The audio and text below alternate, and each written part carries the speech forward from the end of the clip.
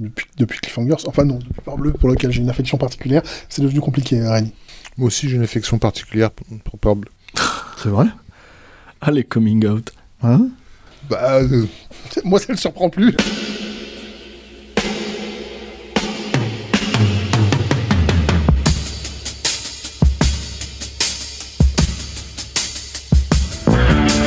Votre copain Jack Burton, il regarde l'orage bien droit dans les yeux et il lui dit: T'es si tocard que tu passerais pour un chef-d'œuvre de l'art moderne. Madame, je n'écrirai rien sur ce film, c'est une merde. Merde. Ce sont les gars qui se prétendent normaux qui vous déçoivent. Les dingues, ça ne fait jamais peur.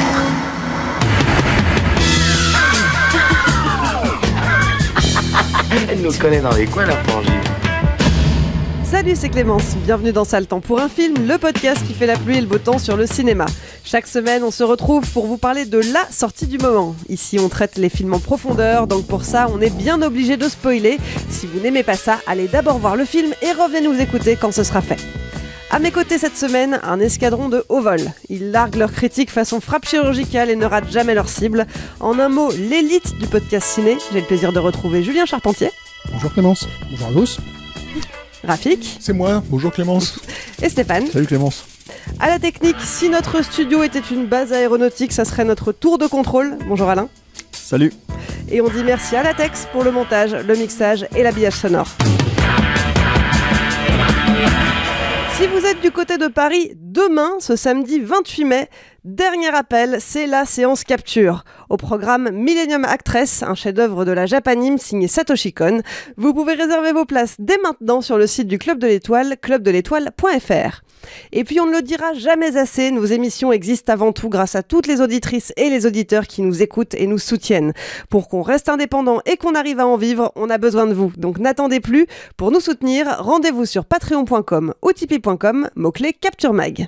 Cette semaine, il y a de la nostalgie dans l'air. Le 13 mai 1986, le public découvrait Pete Mitchell, jeune as du pilotage et tête brûlée, incarné par un tout jeune Tom Cruise. Sa carrière commençait à décoller, mais c'est ce rôle qui l'avait propulsé au rang de superstar. 36 ans après, quasi jour pour jour, Maverick est de retour. Il revient avec Top Gun Maverick dans les rangs du United States Navy Strike Fighter Tactics Instructor Program. C'est le vrai nom de Top Gun, cette école réservée à l'élite de l'aéronavale américaine. Mais cette fois, il change de rôle. Son objectif, former un détachement de jeunes pilotes fraîchement diplômés pour une mission à haut risque.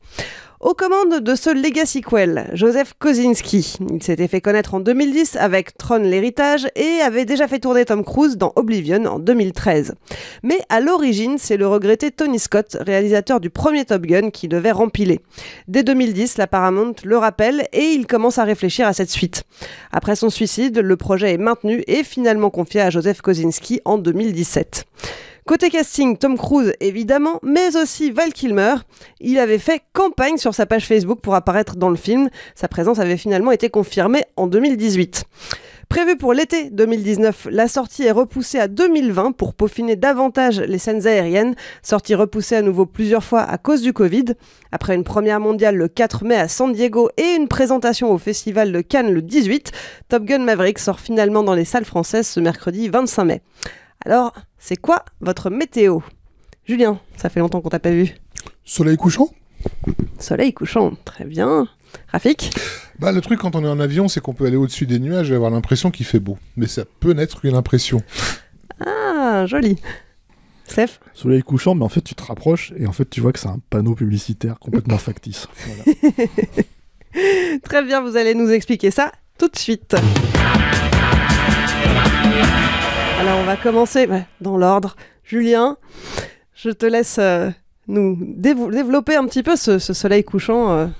Soleil couchant, pourquoi ? Alors tout simplement parce que on est donc sur la suite de Top Gun, on est sur la suite d'un film de Tony Scott, donc ça me semblait déjà à propos. Ensuite parce que globalement, moi je trouve que c'est un film qui est très satisfaisant et en même temps c'est un film presque d'une époque totalement révolue. C'est vraiment un film à l'ancienne et c'est dans ce sens-là que Le Soleil est couchant. C'est-à-dire qu'on se retrouve avec Stéphane n'arrête pas de m'appeler hors antenne Monsieur années 90 parce que c'est vrai que c'est une décennie que j'aime particulièrement et c'est un film des années 90 qu'on voit là. Il a beau sortir en 2022, il est construit comme un film des années 90, l'histoire est racontée de la même façon, la façon dont on pense le protagoniste, l'antagoniste, le love interest, etc. Tout ça est extrêmement pensé comme un film des années 90. Aimant particulièrement cette époque, j'étais plutôt été ravi de voir ce film-là. Je suis un peu surpris par la dithyrambe que le film prend, parce que je suis pas sûr qu'il la mérite entièrement non plus. C'est un film très satisfaisant à mon sens. Je dirais pas non plus que c'est le plus grand film qu'on ait vu cette année. Faut se calmer, même si on a une année relativement faible, parce que pour l'instant 2022 est un petit peu tristoun. Mais je trouve qu'il y a beaucoup de choses dans ce film-là à sauver. Beaucoup de moments qui sont à la fois, parfois, c'est un film qui joue sur la nostalgie, beaucoup. Et le fanservice est devenu aujourd'hui malheureusement presque une marque de fabrique hollywoodienne qui recycle ad nauseam plus qu'ad libitum ou ad libitum, vous le dites comme vous voulez, les recettes qui ont fonctionné. Mais je trouve que ce film-là, même s'il y a beaucoup de fanservice, même s'il y a beaucoup de nostalgie, reste un film si tu enlèves tout ça. Et ça, je trouve que c'est plutôt un point positif, puisque globalement, j'ai vu, moi, le portrait passionnant en creux d'une star qu'est Tom Cruise, que je trouve vraiment passionnant à regarder en soi. Et puis il y a aussi un truc, c'est que Tom Cruise, depuis plusieurs années maintenant, c'est une garantie. Ça veut pas dire qu'il réussit tous ses films. Loin de là. Il a fait quelques trucs comme... les films qu'il fait avec Edward Zwick, la suite de Jack Reacher, par voilà, qui sont problématiques, mais Tom Cruise, c'est un artiste qui s'investit. Et il s'investit pour que ses films aient une facture. Donc évidemment, on sait que c'est le producteur de ses propres films, donc c'est le patron, et qu'il va engager des réalisateurs avec lesquels il s'entend bien, des scénaristes avec lesquels il s'entend bien. Christopher McQuarrie a fait une passe sur ce film-là. Joseph Kosinski, comme tu l'as dit dans l'intro, il a déjà travaillé sur Oblivion. En fait, il a travaillé avec les 3/4 des gens qui sont sur ce film. Donc on sait, quand on va voir un Tom Cruise, qu'on va voir quelqu'un qui a un standard. C'est presque lui qui a casté finalement l'équipe avec qui il a travaillé. Hein. Complètement. Et moi, je trouve ça passionnant de voir ce gars-là qui est presque un dinosaure à Hollywood continuer d'essayer de faire progresser son média à travers une façon de faire du cinéma qui n'existe plus. Oui, mais aussi en ayant l'impression d'être le sauveur, en tout cas l'Atlas d'Hollywood, celui qui doit porter cette façon de faire des films. Il y avait eu une fuite, un leak d'un fichier audio qui avait été enregistré sur le plateau du dernier Mission Impossible. On entendait Tom Cruise péter un câble et engueuler toute son équipe, et qui était assez intéressant parce qu'en fait il les engueulait en leur rappelant qu'ils avaient une responsabilité vis-à-vis de tout le monde, en fait. C'est-à-dire que et à un moment donné, il disait vis-à-vis de l'industrie. Voilà. Comment ? Vis-à-vis de l'industrie, tu vois. Moi, je fais des films, et je fais des films pour que ce putain de truc continue à exister, etc. Parce que déjà à l'époque, on sentait que Covid ou pas Covid, c'était périclitant, quoi, que ça partait en vrille, que les gens s'intéressaient de moins en moins à ce média, ou en tout cas allaient de moins en moins aller en salle, et effectivement lui se voit comme celui qui peut garantir des entrées salles, et que du coup il y a une énorme responsabilité qui lui revient, ce qui rejoint sa mégalomanie parfaitement. Mais c'est vrai que c'est une mégalomanie contrairement à d'autres, il sert. C'est-à-dire il se donne les moyens d'être mégalomane parce qu'il y va à fond et qu'il met la barre très haut. Ce que tu dis là, c'est l'exemple que tu donnes de cette engueulade qu'a leaké sur Internet. Elle a été au début comparée à celle de Christian Bale, qui avait aussi pété un câble sur Terminator Renaissance. Et très vite, en fait, cette comparaison, elle était nulle et non avenue, parce que tu t'aperçois que d'un côté, c'est effectivement un artiste en colère qui pète officiellement un câble sur quelqu'un, alors que dans l'autre cas, c'est véritablement un chef d'entreprise qui pète un câble en disant à ces gars, vous ne pouvez pas ne pas avoir d'exigence. C'est ça. Donc ça, c'est très parlant sur la personnalité de ce personnage. Mais ça me renvoie au tagline de l'affiche française d'époque, hein, là-haut parmi les meilleurs. C'est vrai que le premier Top Gun avait quand même de façon à peine déguisée ce discours élitiste mais d'un élitisme spécifiquement américain, quoi, qui était cette idée que n'importe qui peut le faire, mais simplement si t'as écrasé tous les autres et que t'as été bien meilleur qu'eux. Oui. Alors, on parlait de Tom Cruise et du fait qu'il se sente responsable. C'est lui notamment qui a poussé les jeunes recrues, hein, ceux qui incarnent cette nouvelle équipe de pilotes. Il les a suivis. Ils ont suivi un entraînement de 5 mois pour pouvoir encaisser toutes les séquences de tournage, les séquences aériennes, et notamment les séquences où ils se prennent des jets dans la gueule. Et en fait, ce programme a été supervisé personnellement par Tom Cruise, qui s'est engagé auprès de la Navy à ce que ces hommes soient prêts, je cite. Oui, non, mais voilà, donc nous, on a tendance à considérer que c'est James Cameron qui a la responsabilité de sauver Hollywood une fois tous les 10 ans, tu vois, en montrant ce qu'on est censé faire. Mais bon, il met 15 ans à faire des films. Voilà, aussi, c'est ça.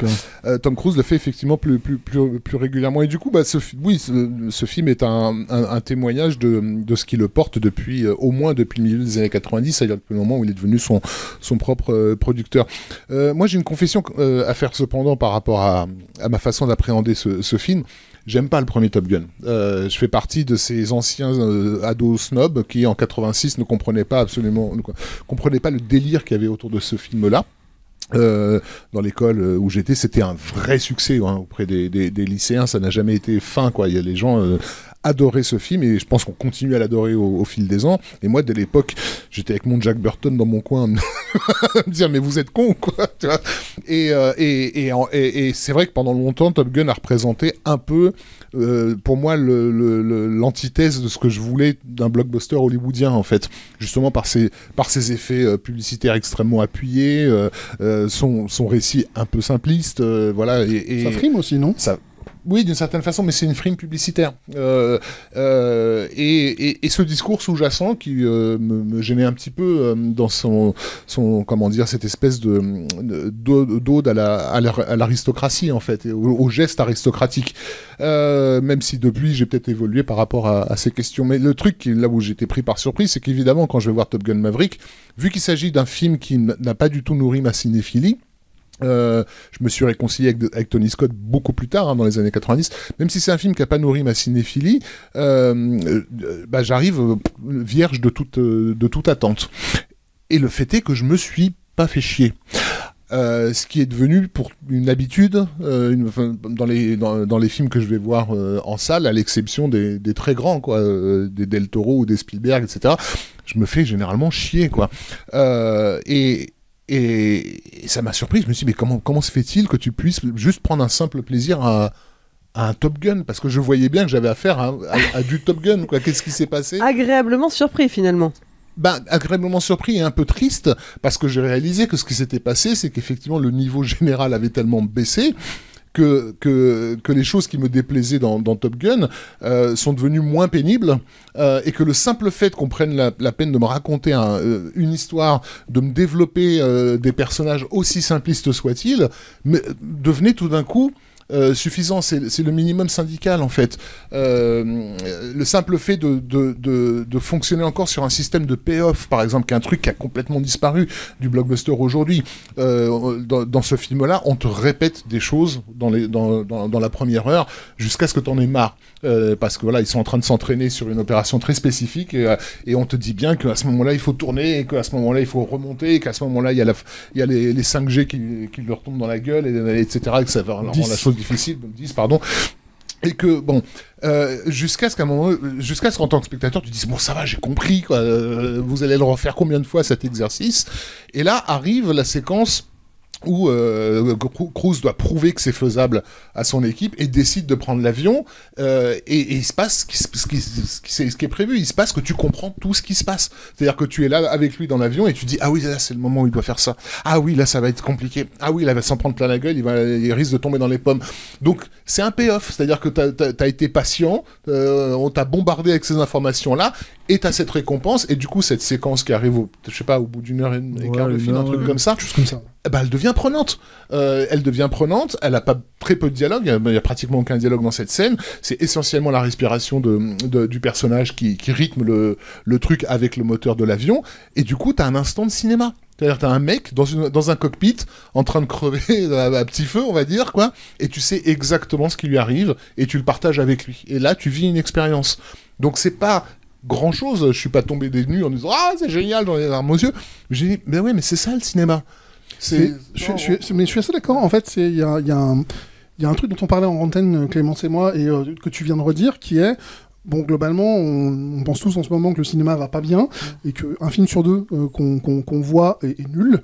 Donc, on en arrive au stade où quand un film est à peu près écrit, on fait « Oh, dis donc ! Ils savent construire des personnages incroyables, c'est formidable !» Et t'as une espèce, du coup, d'envolée critique qui te dit que c'est génial, alors qu'en fait, pas vraiment. Si tu regardes un film comme Top Gun Maverick, je pense honnêtement que tu ne peux pas être surpris une seule fois dans le film quand on parle du développement scénaristique. Il se passe exactement ce qui doit se passer. Tu sais 20 minutes à l'avance où une scène va. Tu le sais. Je n'ai pas été surpris une seule fois. Mais le simple fait que c'est été construit, le simple fait qu'on me dit « Mais tu sais, en fait, on va t'emmener là. T'inquiète, c'est confortable, mon gars. » Mais c'est aussi plaisant parce qu'il y a eu un travail de scénariste. Bon, ils sont beaucoup, hein, puisqu'il y a 2 scénaristes à l'origine de l'histoire, donc en gros ceux qui ont écrit le traitement, et ensuite il y a 3 scénaristes qui ont travaillé l'un derrière l'autre et non pas ensemble. Ouais, c'est Peter Craig et Justin Marks. Justin Marks étant le fanboy, c'est-à-dire celui qui ramène justement toutes les références au film original et de ce que j'ai compris, Peter Craig était plus responsable de la structure globale. Ceci dit, il y a eu un abandon de sujet, puisque dans la version qui avait été demandée à Macquarie au début, il était question que Tom Cruise soit un peu en retrait. Oui, il devait à peine apparaître dans la version initiale. Alors qu'effectivement, là, il y a une réécriture complète, puisque le film est vraiment censé, de ce que j'ai compris, boucler une boucle, on va dire, qui a été démarrée avec le premier, et avec un parallèle très appuyé avec la carrière de Tom Cruise lui-même, mais ça, peut-être qu'on va en parler. Ça, vous allez en parler, parce que moi, je le vois pas, en fait, ce truc. Ça, on peut le voir, en fait, si on le veut, mais en fait, pour moi, le problème de ce film-là, c'est que c'est pas un film sur son sujet, c'est-à-dire les Top Gun, on va dire, c'est un film sur Top Gun, l'original, le film original, quoi. Et c'est mon premier problème majeur, en fait, c'est-à-dire que bon, moi, je suis un gros fan de Tony Scott. Les gens qui nous suivent sont censés le savoir, en fait. Donc voilà, mais c'est vrai que je suis comme Rafik, j'ai jamais compris l'engouement autour de Top Gun. C'est-à-dire que, pour tout dire, je préfère même Jour de tonnerre. C'est pour dire à quel point, voilà, quoi. T'es un pervers. Hein ? T'es un pervers. Ouais, mais parce que je trouve que ça ressemble un peu plus à un film de Tony Scott, en vrai. Alors, c'est méchant ce que je veux dire, parce que c'est, en fait, s'il y a bien quelque chose que Top Gun Maverick retient, c'est justement l'esthétique de Tony Scott. Et à mon sens, c'est vrai qu'on peut pas lui enlever, c'est-à-dire tu regardes, il avait fait une pub en fait Tony Scott pour Saab, où il avait, d'ailleurs c'est la pub qui lui a permis d'avoir le poste sur Top Gun, où il filmait des jets. Alors Bruckheimer et Simpson à l'époque, très bas du front, c'est qui a filmé des jets? Ok, donc il y en a pas beaucoup, donc on va aller chercher le mec qui a filmé des jets. C'est Tony Scott, il a fait une pub, on va le chercher, on le prend, quoi. Et en gros, elle était sexy, sa pub. Oui. En fait, il y a des images en fait qui sont frappantes en fait dans Top Gun, mais qu'on le veuille ou non, en fait, c'est-à-dire qu'on s'en rappelle. C'est-à-dire les couchers de soleil, les machins, les reflets sur les carlingues. Voilà, c'est ça. Et le truc, c'est que le film, il passe déjà les 5 premières minutes. Enfin, quand tu regardes les 5 premières minutes de Top Gun Maverick, moi, c'est déjà la note d'intention pour moi, elle est problématique. C'est-à-dire que tu regardes les 5 premières minutes de Top Gun Maverick, c'est les 5 premières minutes de Top Gun refaites aujourd'hui. C'est-à-dire chanson, explication de ce que c'est le Top Gun. Des mecs sur un porte-avions en train de danser comme des cons là, comme dans le premier, et en fait au bout d'un moment tu fais non mais vraiment vous en êtes vraiment là en fait, c'est-à-dire il faut vraiment que vous dès le début vous disiez aux gens t'inquiète pas ça va bien se passer, en fait tu vas retrouver tes 15 ans. Moi ça c'est un problème pour moi parce que... Alors, est-ce que tu crois pas qu'il y a aussi toute une frange du public qui va voir ce film qui n'a pas vu le premier parce que il n'était pas né en 86? En fait à part le panneau d'explication tu pouvais tout refaire. C'est-à-dire, à part le panneau d'explication éventuellement pour expliquer ce que c'est le Top Gun, tu vois, tu pouvais tout refaire. C'est pas une excuse, ça, pour moi. C'est-à-dire que pour moi, ça, c'est une vraie excuse pour dire aux gens Top Gun, c'était ça. Et en fait, ce qu'on va faire, c'est qu'on va faire un film sur ça. Sur cette époque, sur cette nostalgie. Moi, le problème avec le Top Gun original, mais je vais même aller plus loin, c'est même pas l'aspect aristocratique en fait que le film peut avoir. En fait, c'est que moi, c'est très rare hein, que j'attaque des films en fait sur leur fond. Mais pour moi, en fait, rendre sexy en fait, le fait d'aller faire la guerre comme ça, en fait, d'être des pilotes dans le truc et de balancer des bombes sur les populations. Je trouve ça absolument abject. Et en fait, voilà, enfin, enfin, on parle pas de Rambo, parce que même dans Rambo, en fait, c'est un personnage à part qui se fait larguer par son propre pays, etc., etc. On parle vraiment, parce que tu vois, tout ce qu'on reprochait à un mec comme Rambo d'être un va-t-en guerre, hein, tout ce que tu veux dans les années 80, Top Gun le faisait et on leur a pas tellement reproché. C'est ça qui est assez hallucinant, quoi.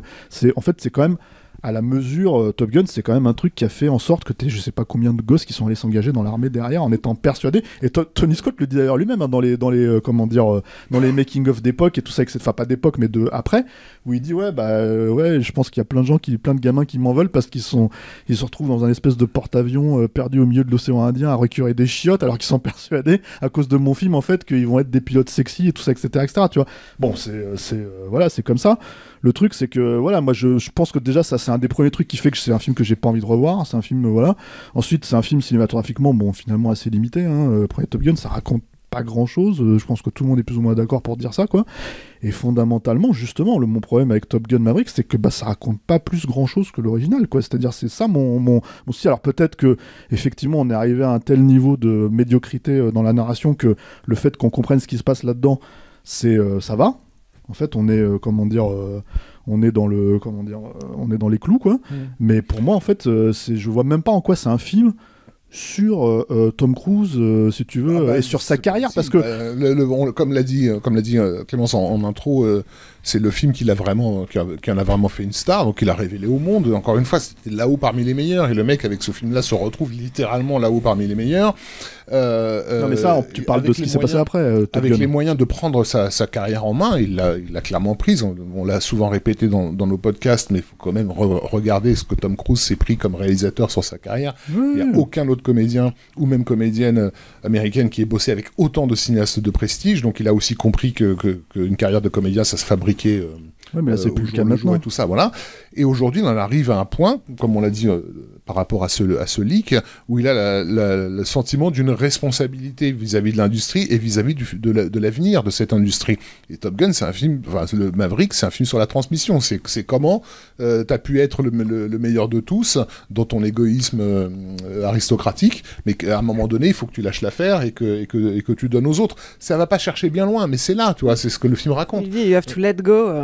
C'est ça le fameux let go auquel le film sauf que en fait le film en soi le film en soi en fait finalement vu que c'est une repompe totale du premier à trois trucs, je veux dire c'est un film de bon élève. Parce que j'ai parlé des 5 premières minutes, excuse-moi Julien. C'est un film de bon élève et pour moi c'est dans la logique de ce que le film raconte. Ouais, alors le truc si tu veux c'est que c'est un film de bon élève, faut s'entendre. Moi ça fait maintenant 15 ans facile que comment dire, la nostalgie c'est le fuel de toutes ces suites en fait tardives, quoi, que c'est le seul moyen en fait de relancer la machine, tu vois, pour se poser des questions. Sauf que le truc c'est que en fait je sais pas moi, l'aviation américaine, tout ça a changé en fait depuis 35 ans.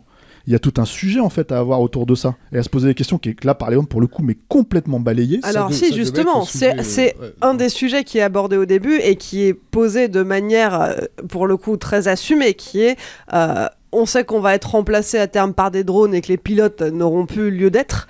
Mais moi je suis le dernier représentant de ces pilotes d'élite et c'est bazardé parce qu'en fait on voit pas un seul drone dans le film. Moi je trouve pas ça. Et si je leur démontre que le facteur humain est essentiel. Voilà, moi je trouve pas ça bazardé parce qu'en fait on a globalement, à mon sens, un film de plus qu'un film sur l'académie Top Gun.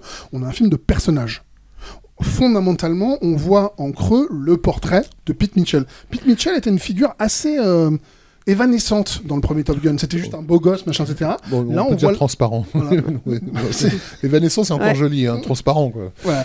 Là, t'as vraiment... On voit un personnage qui a eu ses doutes, qui a eu des choix aussi qui sont très forts, le choix de ne pas avoir de famille, le choix de rester un solitaire, et un gars qui va se remettre en cause, un gars qui ne va pas assez se remettre en cause, un gars qui va s'entêter à être une figure de, comment dirais-je, de rébellion, parce que ça c'est une thématique que Tom Cruise aime bien, il aime bien être l'homme contre le système. Et donc, j'ai un film de personnages. Donc, quand on me dit la marine a évolué en 35 ans, tu as raison. Mais en fait, c'est pas le sujet. Le sujet, pour moi, à mon sens, c'est la marine a beau avoir évolué, rien ne remplacera jamais l'homme. Non mais d'accord, mais en fait le truc c'est que le film arrive 10 ans après ça, excuse-moi, tu vois, c'est-à-dire qu'en fait on le sait maintenant que les drones en fait c'est ce qui existe, tu vois, dans le principe, tu vois, les gars ils se font avec ça. Donc le problème en fait là-dedans c'est que c'est même pas que le film il a 4 ans de retard par rapport à sa date de sortie, hein. C'est qu'en fait il a 10 ans de retard sur le sujet, juste pour rester sur en gros si tu veux des séquences globalement qui sont les séquences qu'on te refait. Je veux dire, il y a pas s'il y a une scène en fait qui a été oubliée de Top Gun, je veux dire il faudrait me la dire laquelle, parce que ils te font la scène où ils chantent Great Balls of Fire, ils te font la scène où ils jouent du comment t'appelles ça, du basket ou du football américain, je sais pas quoi, sur la plage. Ils te font tout, quoi. C'est-à-dire t'as tous les plans en fait, même les. Alors ça c'est pareil, on en a pas du tout parlé, mais moi je veux bien en fait que les gars ils aient fait leur cascade, qu'ils soient tous montés dans des avions, dans des F-18, qu'ils aient monté etc. Mais c'est globalement, puisqu'ils sont tributaires de l'original, il y a finalement fondamentalement peu de moments, et c'était moi je trouve un des soucis aussi de l'original, hein. C'est-à-dire que les dogfights ou les trucs comme ça, c'était pas très impressionnant en fait. Et pour cause, c'est un film en fait qui a été tourné, faut le préciser ça, l'original, au kilométrage. C'est-à-dire que c'est ce que faisait Tony Scott, en fait, il tournait, et en fait ça a été rattrapé au montage à mort, et tout le monde le dit, hein. Je veux dire, ils sont tous là en train de dire on a sauvé le film au montage, parce qu'il était imbitable. Et du coup, comme ils reprennent cette esthétique-là, tu dis beaucoup de choses, hein. Là, on a plus de 800 heures de rush. Voilà, non mais et en fait c'est shooté pareil. Du coup, en fait, que les mecs ils soient au sol et que la caméra elle fasse des tournis, ou que en fait voilà, moi je trouve qu'il y a très très peu de distinction. Je trouve pas ça particulièrement spectaculaire, tu vois. Alors en fait, t'as quand même une sensation de présence, notamment pour tous ces plans où ils ont mis leur caméra 6K à l'intérieur des cockpits.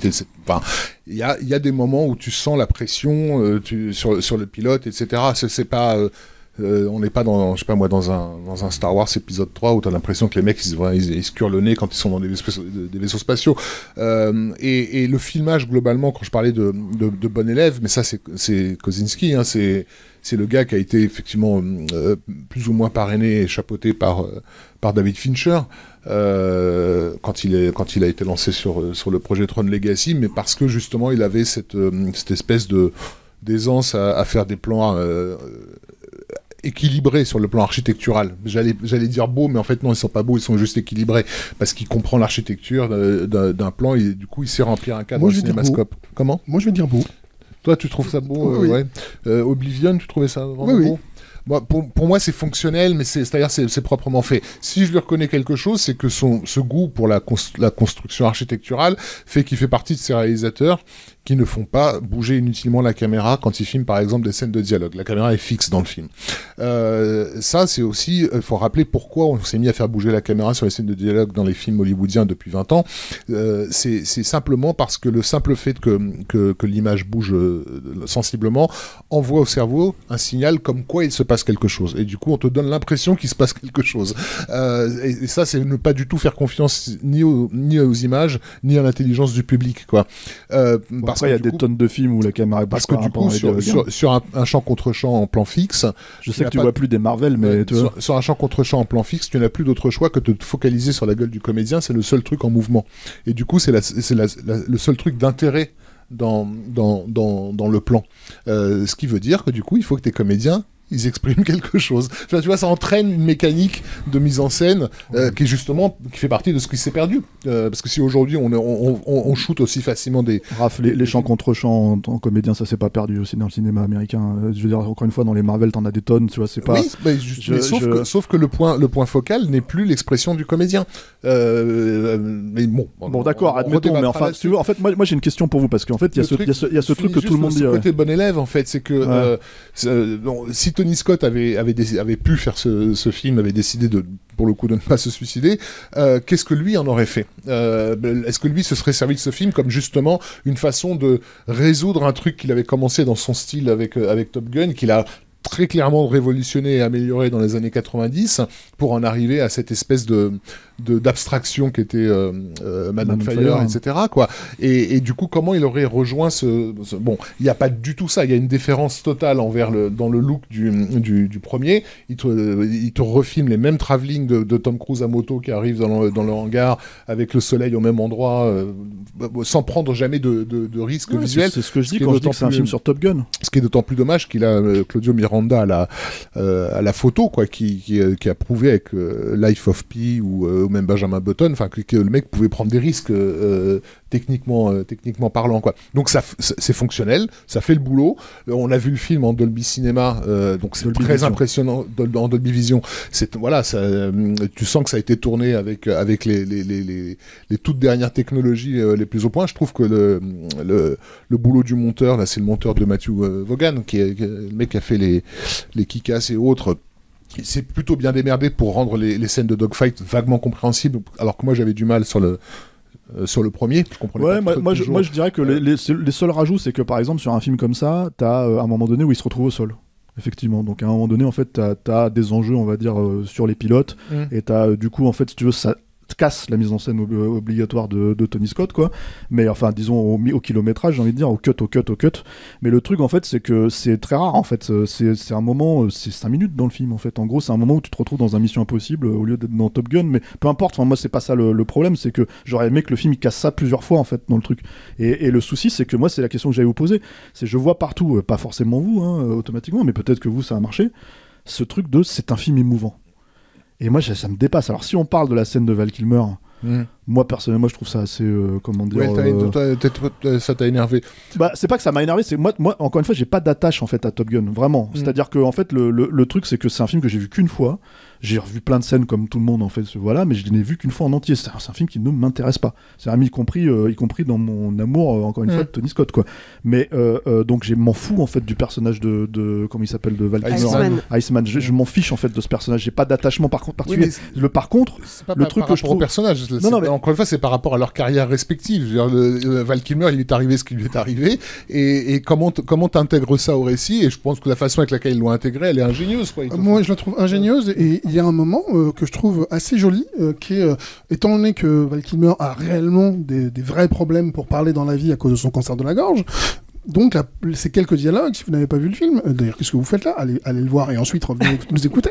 Il n'y a pas grand-chose à spoiler dans ce film. Il écrit It's time to let go.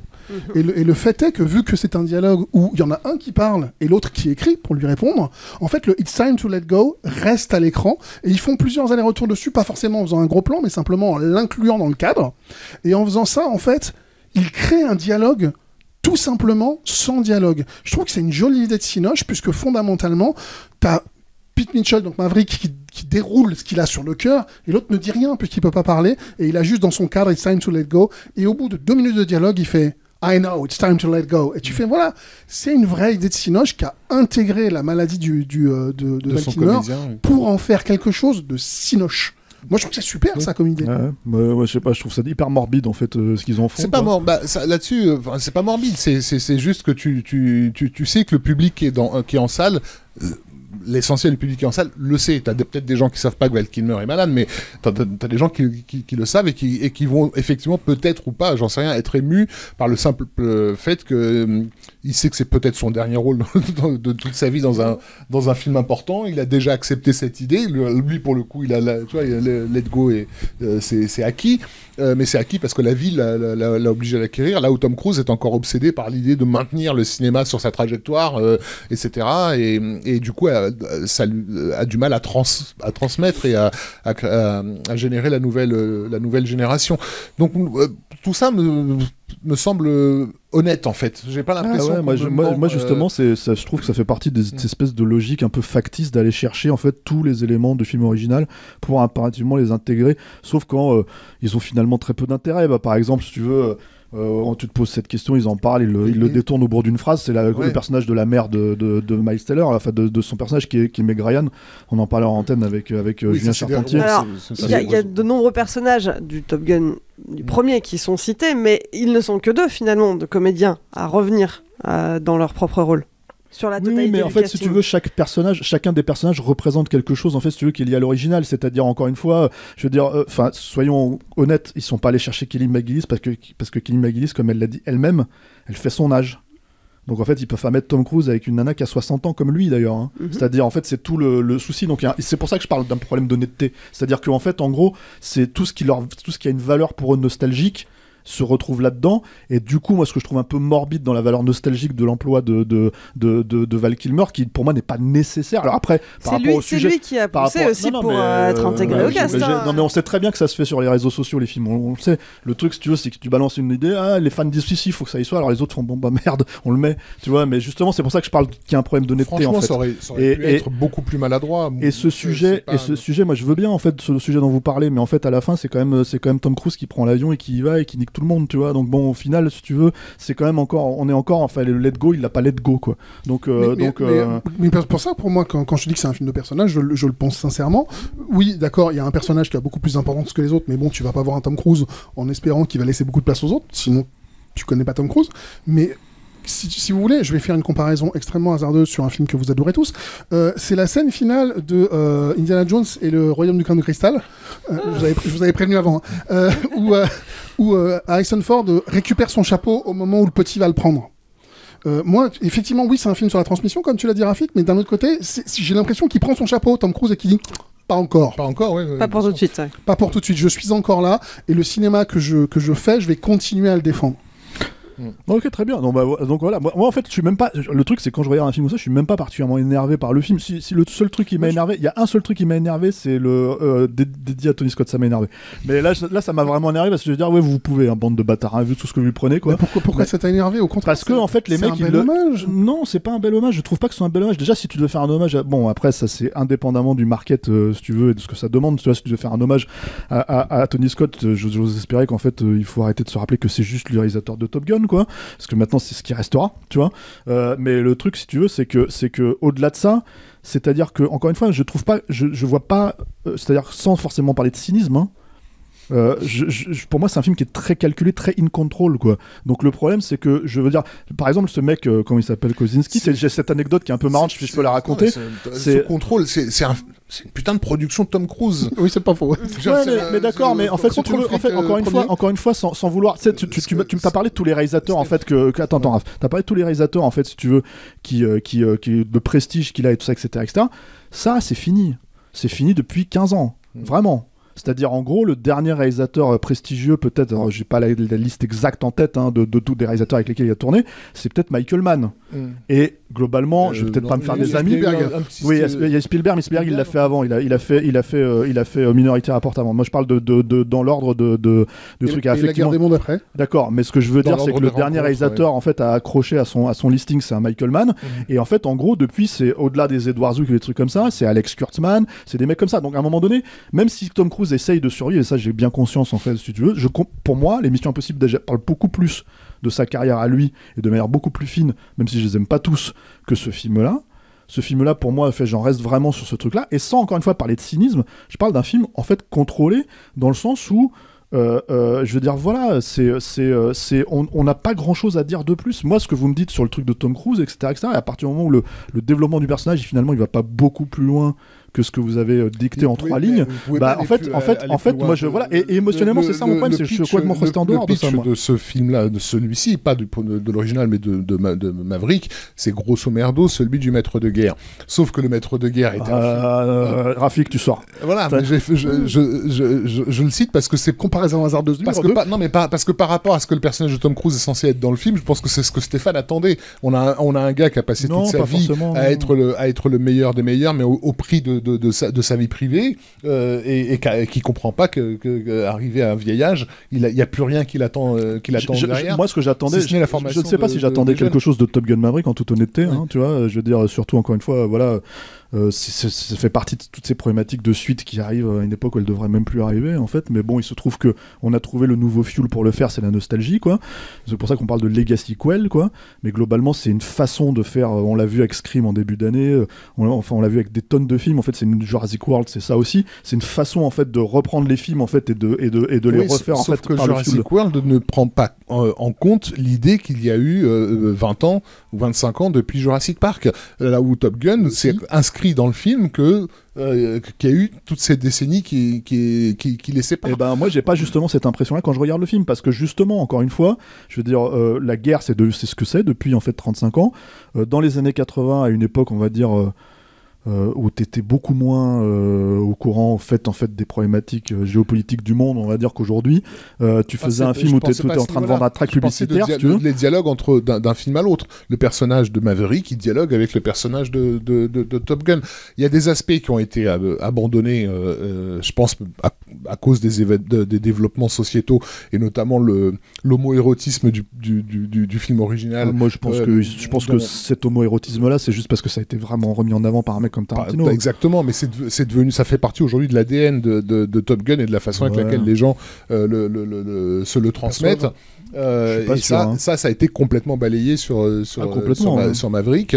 Mais je pense aussi que c'était parce que c'était un terrain qui pouvait être glissant. En tout cas tel que Tom Cruise le conçoit par rapport à la société dans laquelle on est. Moi je pense surtout que c'était un homo-érotisme qui n'était pas forcément conscient à l'époque où il a été fait. C'est-à-dire tu poses la question aux gens en fait, qui ont fait, il y a un autre film, petite anecdote à part, j'en ai parlé avec le réalisateur. Il y a un autre film qui s'appelle Commando. Voilà, et dans Commando, en fait, si tu veux, t'as comment il s'appelle, c'est quand même l'homo-érotisme est quand même assez flagrant, en fait, on va dire. Et en gros, quand j'en ai parlé avec Mark Lester, c'est lui le premier qui m'a dit, il y a des gens qui disent que c'est homo-érotique, mais moi je vois pas où. Et je l'ai regardé et je lui fais, quand même, tu vois. Et en fait, je commence un peu à quand ils comparent leurs gros tuyaux, c'est ça. Et je commence à leur expliquer. Voilà, et je pense que c'est pareil. Je pense que peut-être que Tony Scott en avait vaguement conscience ou que ça l'amusait ou j'en sais rien, peu importe. Mais en fait, en gros, on parle d'une époque aussi très spécifique, où tu t'habillais avec des trucs où même les hommes on voyait leur nombril, donc si tu veux il y a pas de comment dire, c'était un truc qui voulait ça de l'époque quoi, et en fait les gens considéraient que c'était quand même hétéro, et enfin voilà tout ça c'est complètement en fait contextuel, et en plus j'ai envie de dire sauf que ça, cosmétique en fait, tu vois. D'accord, mais qu'ils en étaient conscients ou pas, de toute façon c'est rentré dans l'ADN du film et dans la façon avec laquelle les gens aujourd'hui en parlent du film original. Les cinéphiles, je pense. Ils ont choisi pour le coup, par rapport à cette question de la nostalgie, de ne pas du tout faire référence à ça. C'est zappé. Je le constate quoi. Donc il y a des choix qui ont été faits. Les mecs se sont pas juste dit on va refaire Top Gun. Moi je l'ai pas du tout vécu comme une tentative de refaire artificiellement la scène que vous avez aimée. Effectivement il y a des rappels. Tu l'as cité, la scène de sport d'équipe sur la plage, c'est clairement en fait c'est surtout ce qui est terrible, c'est que c'est des rappels. Moi encore une fois qui n'ai pas revu en fait Top Gun depuis très longtemps. Je voulais me le revoir là avant qu'on enregistre, finalement j'ai pas eu le temps. Je me rappelle de ces scènes dans l'original. Et donc en fait c'est là où tu te dis ah ouais d'accord, c'est-à-dire que donc l'original a marqué quelque part d'une manière ou d'une autre. Mais en plus, en fait, si tu veux, on te les refait alors que c'est complètement. Enfin, tu vois, la scène où il chante Great Balls of Fire, un truc, ça n'a littéralement aucun sens structurel narratif. Si, tu sais que. Bah quand même. Il s'inscrit comme le fils de son père et c'est quand même un des enjeux majeurs du film. Tu sais que mais en fait comme son père n'existe pas en tant que personnage quasiment, en fait c'est quasiment rien dans l'original. Le seul truc qu'ils ont à prendre, c'est en fait c'est soit sa mort, soit le fait qu'il chantait Great Ball of Fire. Enfin je veux dire à un moment donné, c'est quand même terrible. Là pour le coup c'est du déni parce que l'utilisation de Great Ball of Fire dans cette scène là, il n'est que narratif. Je veux dire c'est ce qui introduit le spectateur à cette problématique. D'accord, parce que c'est le moment où Tom Cruise est à l'extérieur du bar, voit le truc, se souvient et du coup tu dis ah oui donc il y a un problème avec ce mec-là spécifiquement. Pourquoi? Ah oui d'accord. Non mais d'accord. C'est que le comédien. Que toi tu sois censé le comprendre c'est une chose, tu vois, ok. Mais ce que je veux dire en fait si tu veux c'est qu'un gosse qui joue en fait la même chanson que son père 30 ans après, ou je sais pas, enfin ça n'a aucun sens, c'est ça que je veux dire. Il a pris des leçons de piano pendant 5 semaines pour apprendre à le jouer. Mais c'est formidable. Mais c'est incroyable. Mais en fait ce que vous êtes en train de me dire c'est mais vous avez raison, j'ai changé d'avis, c'est un chef-d'œuvre. Il a pris 5 semaines de leçons de piano, 15 semaines c'est pour ça qu'on parle de dialogue, c'est-à-dire que effectivement ils reprennent une séquence du film original, mais ils la reprennent. Non, c'est une suite. Ils la reprennent pour en modifier le sens. Donc tu peux pas dire que c'est juste reprendre la même scène. C'est pas une suite, c'est une legacy quel en fait. Si tu veux, en gros, encore une fois, je veux dire, en fait, une suite, c'est un prolongement en fait. Et moi, je suis désolé, mais le problème, si tu veux, c'est que enfin bon, on va pas faire le truc on n'est pas d'accord, c'est tout, mais le truc c'est que pour moi, je veux dire que le personnage ait évolué par rapport aux 35 ans qui sont passés, effectivement c'est tributaire de ce qui est devenu Tom Cruise dans sa carrière par rapport à ce qu'il était à l'époque, ça je suis d'accord avec vous, mais globalement en fait le personnage, moi j'ai pas l'impression qu'il ait particulièrement évolué justement, et surtout j'ai pas l'impression que la vision qu'ils ont de leur sujet et c'est ça mon problème principal avec cette suite, puisqu'en fait, t'as potentiellement le moyen de faire justement une suite à Top Gun, vu comment ça s'est passé, c'était de faire ça. Et ils le font pas. Ils le font parce qu'ils font un sujet. Leur sujet, c'est Top Gun. Leur sujet, c'est le film d'il y a 35 ans. Ok, très bien. Moi, je constate que ça suffit pour beaucoup de gens. C'est la transmission. Voilà, je constate que ça suffit pour beaucoup de gens. Non, mais d'accord. Mais et que, en gros, si tu veux, ce qui m'étonne, en fait, c'est d'entendre parler d'un film super émouvant, d'entendre parler d'un truc, etc., et de me dire, mais en fait, ce film-là, vous l'aimiez pas il y a 35 ans, qu'est-ce qui se passe? En fait, je comprends pas. C'est-à-dire qu'en fait, la critique, de manière générale, elle a chié sur ce film-là. C'était un Sauf que film la critique d'aujourd'hui, elle est faite de gens qui avaient 12 ans quand oui, quand mais bon, enfin, c'est pareil, tu vois. ils ont un peu de discernement, c'est possible aussi. Un autre rapport. Je sais pas. Ça aurait été la suite de Cobra, je dis pas. Mais sur la question de la transmission, par contre, oui, il y a un angle mort qui est le fait qu'à l'exception de deux personnages, celui dont on parlait à l'instant, moi j'ai pas retenu leur matricule. Le fils qui s'appelle Rooster. C'est ça. Rooster, ouais, fils de Goose. Et l'autre vaguement, et l'autre c'est Hangman. Voilà, c'est les deux seuls qui ont un peu de consistance. Mais on a la meuf, la Phoenix, et l'autre. Fanboy. Bob. Ouais, Bob, c'est ça, ouais. Qui servent concrètement à rien du tout. Alors, moi, je te rejoins là-dessus. J'ai trouvé personnellement que l'image du film était plutôt agréable, plutôt belle, mais que en termes de personnages, alors c'est un film de personnages, c'est un film d'un personnage. Il porte très bien son titre, hein, c'est Top Gun Maverick, ça ne parle que de Maverick. Et je trouve que pour une histoire de transmission, effectivement, le personnage de Goose reste très peu détaillé. Le fils de Goose. Le fils de Goose, pardon, Rooster, reste très peu. On n'en sait pas grand-chose sur lui, à part qu'il est devenu pilote comme papa. Il a perdu son papa. Et c'est vrai que les autres, les jeunes cadets, moi j'aurais bien aimé les connaître un petit peu plus. Parce que finalement, ils sont dépeints, on n'a même pas les grands archétypes. Non, c'est ça, il n'y a pas vraiment d'évolution dans leur personnage. Je trouve que ça aurait été appréciable. Bob, par exemple, est un grand archétype. Hein. C'est-à-dire que tu vois tout de suite le type de personnage un peu mal dans ses baskets qui va tout à fait. Alors, tu le vois, mais c'est vraiment pas travaillé suffisamment et je trouvais ça dommage parce qu'il y avait une vraie belle matière pour ça. La jeune fille Phoenix qui arrive dès le départ très sûre d'elle, qui domine clairement par les vannes et tout ça, les autres, sa façon de dégager Hangman, elle l'appelle, elle lui donne un autre surnom. Bref, voilà. Et je m'attendais à ce que ce personnage-là soit fragilisé. Tu vois, c'est-à-dire, elle est arrivée en mode je vous écrase tous, et qu'il y arrive quelque chose qui à un moment donné allait la faire douter d'elle-même. Alors, que dalle, quoi. Elle est fonctionnelle pendant tout le reste du temps. Elle fait des trucs très bien. Bon, très bien. Moi, globalement, je pense qu'on peut pas sortir de l'ADN de Top Gun. Encore une fois, c'était les mêmes problèmes dans Top Gun. Hein. C'est-à-dire, dans Top Gun, c'était pas des persos hyper détaillés. Hein. C'était quand même des gros. D'ailleurs, les mecs, encore une fois, tu te dis, il s'appelle Pete Mitchell. Je fais, pour moi, c'est Maverick. Je me rappelle même pas de son nom. Tu vois. Et le truc, si tu veux, c'est que ce que je veux dire par rapport à ça, c'est que ça fait partie, encore une fois, au cœur du projet aussi là-dedans. C'est-à-dire, tu peux pas faire. Enfin, soit en fait, tu décides de casser ce qu'est Top Gun et en fait de faire une vraie suite. C'est-à-dire vraiment ce que moi j'appellerais une vraie suite, c'est-à-dire vraiment tu es dans la continuité, dans le sujet, dans le machin. Bon les gars, il y a 35 ans on a fait Top Gun de cette manière-là, maintenant on va le faire comme ça parce qu'en fait on est en 2022, tu vois. Soit en fait si tu veux, tu fais en fait en gros on est dans Top Gun, il faut qu'on reste sur ce que les gens attendent du truc, etc. Et effectivement, Julien à son compte en fait sur les personnages. Moi, peut-être, je veux bien vous concéder un tout petit peu plus que dans l'original, mais en fait, pas beaucoup plus, quoi, parce que peut-être qu'effectivement le public est devenu un tout petit peu plus savant, en fait, si tu veux, sur une attente en fait de caractérisation, quoi. Mais globalement, ça pisse pas loin. Enfin, faut être honnête. Et moi, du coup, c'est là où en fait, je émotionnellement, à part la nostalgie de voir potentiellement ce qui ne fonctionne pas sur moi, en l'occurrence. Tom Cruise avec Val Kilmer, le reste, voilà. Alors moi j'ai trouvé qu'il y avait un personnage qui était intéressant, et c'est d'ailleurs étonnant parce qu'il n'est pas dans le premier, c'est le personnage de Penny, le love interest de Maverick. Ouais. J'ai trouvé que Jennifer Connelly l'incarnait bien, au point que je me suis demandé, mais elle était dans le premier ? Oui. Non. Effectivement, on peut avoir ce doute. Même moi, je sais que... Bon, après, c'est... Déjà, elle avait 14 ans dans le premier, donc à l'époque du premier. Oui, quand on fait le calcul. Mais c'est vrai que Kelly McGillis, dans le film original, elle avait quand même plus ou moins la charge d'intégrer le spectateur au récit. C'était quand même un peu elle que tu suivais, parce que c'était elle qui était en observatrice.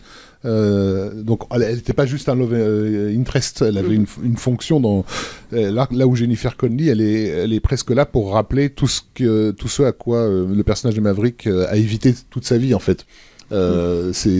C'est elle, mais c'est toutes les femmes qu'il a laissées sur le côté. C'est la vie qu'il aurait pu avoir. Voilà, c'est les vies qu'il aurait pu avoir. Mais je trouve que ce personnage-là, je le trouve particulièrement bien écrit. Il y a un moment pour le coup cinégénique, que voilà, c'est sa façon à elle de lui signifier qu'il a le droit de rentrer dans sa vie. Moi j'ai trouvé que c'était un très joli moment aussi. Quand elle laisse la porte ouverte de sa maison, voilà. Mais j'aime aussi, ils nous ont évité la scène de sexe sur fond de Take My Breath Away, donc tu vois, ils ont pas tout refait, et parfois du à un moment donné, ils ont vu, comment il s'appelait ce film MacGruber, là, où les mecs ils se foutent de la gueule de ça, donc au bout d'un moment ils se sont dit on pas le refaire. Je détestais cette chanson. Mais globalement, la scène d'après d'après l'amour où ils discutent tous les deux, je trouve aussi que c'est une jolie scène de personnage où elle l'aide à trouver ce qui ne va pas dans sa relation avec ça. Et en fait, ils font Jerry Maguire, Reloaded aussi, tu vois, parce que ça ressemble un peu à ça, hein, quand même. Hein, tu vois. T'es pénible. Non, mais c'est vrai. Moi, ça m'a fait penser à ça. Non, mais c'est même pas une qualité. Je parle pas de qualité. J'aime pas trop Jerry Maguire, mais je pensais pas à ça. Je me suis vraiment dit, tiens, on a l'impression qu'en fait, il a ces petits moments-là, en fait, il les a empruntés à Jerry Maguire, tu vois. Parce que les films de Tom Cruise, ils se ressemblent un peu tous. Faut être honnête, tu vois. Mais bon. Donc voilà, il faut dire que ça donne ces petits moments-là donnent un minimum, encore une fois, un minimum de consistance. Je suis pas ressorti bouleversé par. Raph, tu vas venir faire Jurassic World. Mais non, parce que pour le coup, c'est exactement ce que tu décris. Ce que tu décris de Top Gun. Moi, c'est ce que je vis en matant les Jurassic World. Ouais, ça serait peut-être moins un problème si en fait Top Gun il était pas. Tu les mates.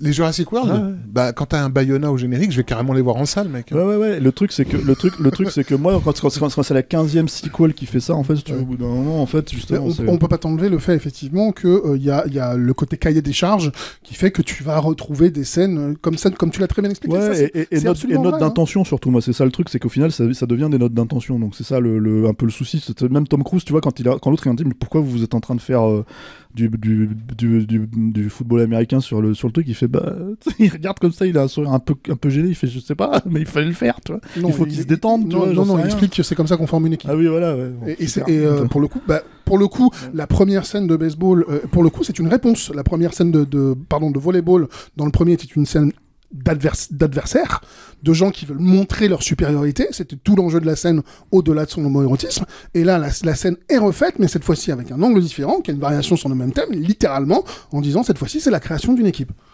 Donc il y a vraiment une réponse d'un film à l'autre. Ouais, c'est ça, mais c'est ce que je dis, c'est un film sur Top Gun. Oui, c'est vraiment. Je l'ai dit 50 fois. Je pense qu'on peut couper. Je pense qu'on va y aller là. Tu vois, on va rentrer, on va éteindre parce qu'on on a fini les fonds de verre là. Bon, en attendant, pour ceux qui l'auraient pas capté, tout ce podcast ne servait qu'à vous vendre le maître de guerre, Heartbreak Ridge de Clint Eastwood, et avec Clint Eastwood. Non, mais pas par rapport au sujet, quoi. Donc vous savez ce qu'il vous reste à voir si vous ne l'avez jamais vu. En version française, s'il vous plaît, parce qu'elle est assez. C'est vrai que la VF, elle est parce que le père l'alcoolique, quoi. Et si vous voulez vous faire votre propre avis, Top Gun Maverick est sorti en salle ce mercredi 25 mai. C'est la fin de cette émission, ça veut dire que c'est le moment du répondeur. Vous avez vu Top Gun et vous avez des choses à dire, ça tombe bien, on a très envie de vous entendre. En plus, pour une fois, tout le monde n'était pas d'accord, hein. Donc vous êtes de l'avis de Stéphane, vous n'avez pas aimé le film, ou alors vous êtes plutôt team Julien et Rafik et vous avez des choses à défendre, dites-le nous. Pour ça, c'est très simple, enregistrez un message vocal et envoyez-le sur notre mail saltempourlerépondeur@gmail.com. On le passera dans la prochaine émission. La semaine dernière, on vous parlait de Junkhead, film d'animation étonnant tant par sa forme que par l'histoire derrière la prod. En effet, il a été réalisé par une seule et même personne, Takahide Mori. Alors, vous, qu'est-ce que vous en avez pensé ? On écoute ça tout de suite. Junkhead, c'est bordélique. C'est expérimental, c'est confus, mais il y a de l'humour, il y a de l'action, il y a des plans, des mouvements de caméra, visuellement c'est très intéressant. Et c'est vrai que c'est un film qui est très dur à critiquer parce que du coup ses défauts font et sont aussi ses qualités. Son originalité, sa bizarrerie, sa conception jusqu'au boutiste, tout ça en fait un objet fascinant. Et que j'ai envie de défendre un peu plus vertement que vous, parce que là on vous sentait un peu mi-figue mi-raisin, et qu'en ces temps qu'on vit de production cinématographique très formatée, de voir comme ça un film complètement fou, complètement inconscient, et ça fait plaisir. Fait plaisir, et le stop motion, c'est cool.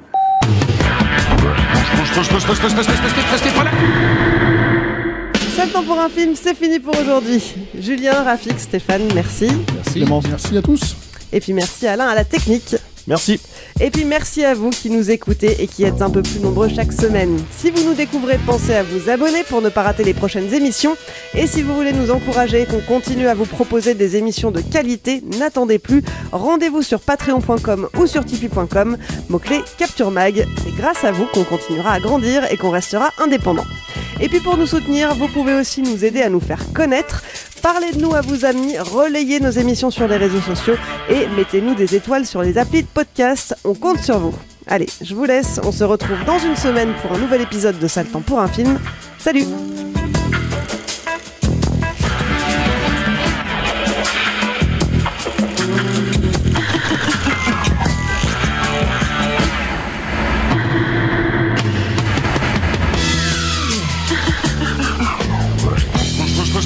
Sтой!